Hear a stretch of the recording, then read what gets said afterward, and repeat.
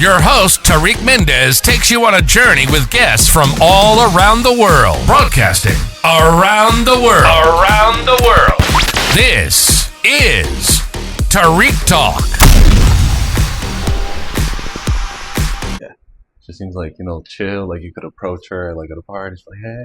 Yeah, so like that's really important to me, is being able, again, the psychology of these people and being as authentic as possible and not having an idealized look. I see, and this is not to take away from anyone else. There's a lot of artists out there that do portraiture that I love, but I think a lot of times, in my experience, the portraits have been kind of idealized with this sort of stoic, like, I'm this person and I'm important, and they have this kind of almost, kind of like, especially those like European type of portraits. They either have like a stern look or like a blink, kind of, like I'm just a person. Yeah. So I really wanted to focus on, again, trying to depict these people and their element as who they are. And I'm glad you said the whole party thing. Yeah. That's who this person is. Really? That's who she is. Like, it reminds me like of a friend. So her and her friend are they I don't know if she still dances, but her friend was like a big time dancer. She has like a Instagram following, and they dance a lot. But she, in particular, was in the shelter system as well, and my mother was a single mother, and she's a single mom, and I'm still, sort of working on some of the details of her daughter and just finishing up the painting in general. I wanted to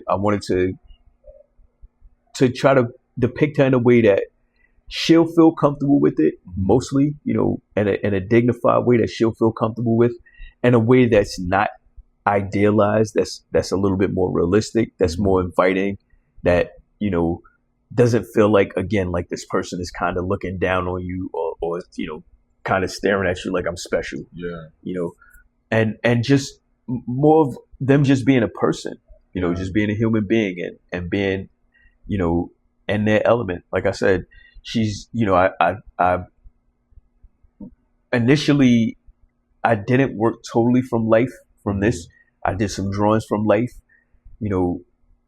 I did some sketches. When I started, I did like a basic paint layout, and then I took several pictures. She came into my studio in Bushwick. I took several pictures, and started to build up from there. But I wanted to, again, focus on. This is also for me a means of recording history. What were people wearing during that time? What were people doing during that time? Single mothers existed. I'm not sure if that's something that's very common in contemporary art. So I wanted to talk about a lot of those things, and I thought about I tend to think about what ways painting affects me. And when I was at SVA, we learned about like watermelons. And how painting has been useful through history. And we looked at watermelons, and if you look at a watermelon now, they barely have any seeds. Most watermelons barely have any seeds.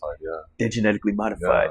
But then there's a painting, and I don't know the exact painting, but there's a painting from like the Renaissance. That has like a bunch of like, it's like deformed almost. Well, the watermelon is much smaller, and the seeds are huge. Yeah. So it just shows, historically, they didn't have cameras back then. So it upholds a certain level of science and history, through those means. Very smart. So I wanted to, even though it may just seem like she's just wearing this crop top hoodie, maybe in 20 years, people may not be wearing those. They may be wearing something different. In 100 years, we'll be dressed like robots. Like something. We won't even be like clothing. So I can say, there was a time when this was in fashion. Remember that time? Humans would carry their kids on the hip. Now we have a machine, It's like, you never know. It's so cool.